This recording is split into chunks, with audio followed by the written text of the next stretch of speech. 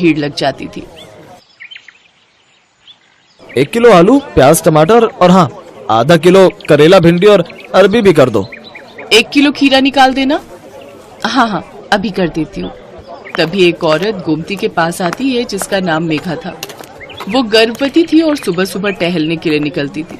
मेघा का नियम था, वो गोमती से ताजी सब्जियां लेती हुई ही घर जाती थी। गोमती, मैंने तुम्हें कच्चे आम बोले थे, लाई हो क्या?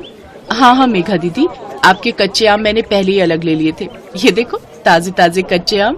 अरे वाह, इन कच्चे आमों को देखकर तो मेरे मुंह में पानी आ रहा है। वैसे कुछ भी कहो, सुबह सुबह की ताजी सब्जी की सुगंध ही अलग होती है, जो पूरे बाजार में सिर्फ तुम्हारे ठेले पर ही मिलती है।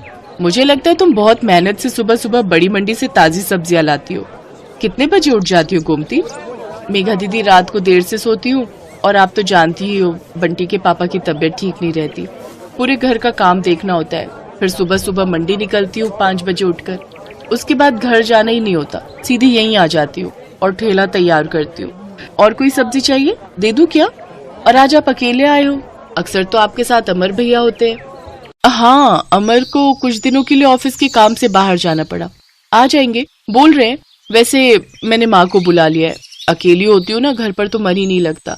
एक काम करो, मैं तुम्हें सब्जियां बता देती हूँ, क्या तुम रोजाना मेरे घर पर ताजी सब्जियां दे जा सकती हो? अब चला नहीं जाता, पूरा टाइम है ना इसलिए। हाँ हाँ, आप चिंता मत करो मेघा दीदी, मैं रोजाना सुबह सुबह की ताजी सब्जी आपके घर पहुंचा दिया करूंगी। इस हालत में आप अपना ख्याल रखो और किसी भी चीज की जरूरत हो तो मुझे वो भी कह देना, मैं ला दिया करूंगी। मैं तो बड़ी मंडी जाती ही रहती हूँ। बहुत बहुत धन्यवाद गोमती, नहीं तो आजकल इतना कौन करता है। ठीक है, अब मैं चलती हूँ, ये मेरा फोन नंबर है, मैं तुम्हें सब्जियां बता दिया करूंगी, तुम पहुंचा दिया करना। ठीक है दीदी, इसमें अपना नंबर आप खुद ही डाल दो, मुझे डालना नहीं आता। हाँ हाँ लाओ। मेघा अपना नंबर गोमती के फोन में सेव कर देती है और उसका नंबर भी अपने फोन में ले लेती है। मेघा गोमती को फोन पर बता देती थी कि उसे सब्जी में क्या चाहिए। हेलो, हाँ मेघा दीदी, ठीक है, मैं अभी ठेले पर पहुंचूंगी ना तो पहले आपकी सब्जियां ही अलग करके दे जाऊंगी, उसके बाद ठेला लगा लूंगी। ठीक है गोमती। तुम्हारी ये सब्जी वाली बहुत अच्छी है, बेचारी रोजाना सुबह सबसे पहले तुम्हारी ही सब्जियां अलग करके दे जाती है।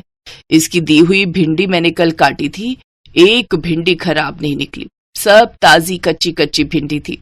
हाँ माँ, बहुत अच्छी है गोमती, पर बेचारी का पति बीमार रहता है, 3 छोटे छोटे बच्चे हैं, अकेले ही सब्जी बेचकर घर का गुजारा कर रही है। गोमती सच में बहुत अच्छे स्वभाव की थी, ये बात मेघा और उसकी मम्मी जानते थे। एक दिन बहुत तेज बारिश हो रही थी, सड़कें पानी से भर गई थी, निकलने का भी कोई रास्ता नहीं था। गोमती सब्जियां तो ले आई थी पर ठेले पर नहीं लगा रही थी। आज तो बारिश ने परेशान कर दिया, सोच रही हूँ ठेला रुक कर लगाऊं, सड़कों पर पानी भरा हुआ है, कोई सब्जी लेने नहीं आएगा, थोड़ी देर बाद ही लगाऊंगी। अभी सारी सब्जी की बोरियां यहीं साइड में रख देती हूँ। एक काम करती हूँ, मेघा दीदी ने कल कच्चे आम बोले थे और बाकी सब्जियां भी तब तक उन्हें दे आती हूँ। आज उनका फोन भी नहीं आया, उन्हें लगा होगा कि मैंने बारिश के चलते सब्जी नहीं लगाई होगी। बारिश का पानी भी थोड़ा उतर जाएगा, बोरियां यहीं ठेले पर बांध जाती हूँ। गोमती ने सब्जी की बोरियां ठेले पर बांध दी और ठेले को जंजीर से बांधकर वो सब्जियां देने के लिए मेघा के घर चली जाती है।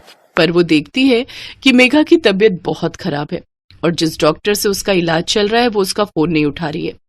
अस्पताल में भी कोई फोन नहीं उठा रहा, जिस वजह से मेघा और उसकी मम्मी बहुत परेशान हो रहे थे। मम्मी, कोई भी फोन नहीं उठा रहा, मेरा दर्द बढ़ता जा रहा है, मुझे लग रहा है मेरा लेबर पेन स्टार्ट हो गया है। मुझे भी यही लग रहा है कि तुम्हारे बच्चे का दर्द शुरू हो गया है। एक तो बारिश में कोई कैब भी बुक नहीं हो रही। आंटी जी आप चिंता मत करो, यहाँ थोड़ी दूरी पर ही मेरी जान पहचान वाले एक ऑटो वाले भैया रहते हैं, मैं अभी उन्हें लेकर आती हूँ। मुझे लगता है आज बारिश की वजह से वो काम पर नहीं गए होंगे। गोमती उस ऑटो वाले के घर जाती है जिसे वो जानती थी। बारिश की वजह से ऑटो वाला भैया आज काम पर नहीं गया था।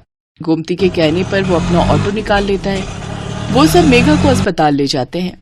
गोमती मेघा की मम्मी के साथ वहीं रहती है।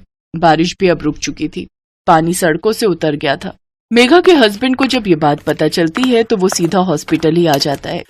मेघा एक बेटी को जन्म देती है। थैंक यू गोमती, अगर आज तुम ना होती तो न जाने कितनी परेशानी हो जाती।